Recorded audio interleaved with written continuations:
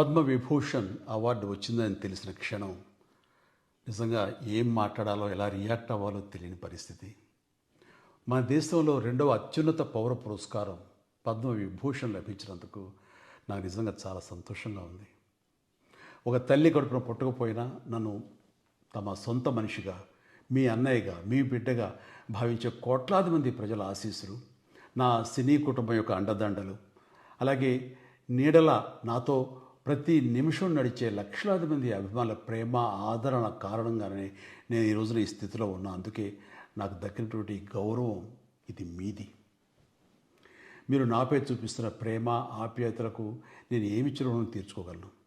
నా 45 ఏళ్ల సినీ ప్రస్థానంలో వెండితెరపై వైవిధ్యమైన పాత్రల ద్వారా వినోదం పంచడానికి నా శక్తి మేరకు నేను ప్రయత్నిస్తూనే ఉన్నా. నిజ జీవితంలో కూడా నా చుట్టూ ఉన్న ఈ సమాజంలో అవసరమైనప్పుడు నాకు చేతనైన సాయం చేస్తూనే ఉన్నా. కానీ మీరు నాపై చూపిస్తున్న కొండంత అభిమానానికి నేను ప్రతిగా ఇస్తున్నది గోరంతే. ఈ నిజం నాకు ప్రతి క్షణం గుర్తుకొస్తూనే ఉంటుంది, నన్ను బాధ్యతగా ముందుకు నడిపిస్తుంటుంది. నన్ను ఈ ప్రతిష్టాత్మకమైనటువంటి పద్మవిభూషణ్ అవార్డుకి ఎంపిక చేసిన భారత ప్రభుత్వానికి, గౌరవ ప్రధాని శ్రీ నరేంద్ర మోడీ గారికి నా హృదయపూర్వక కృతజ్ఞతలు. జై హింద్.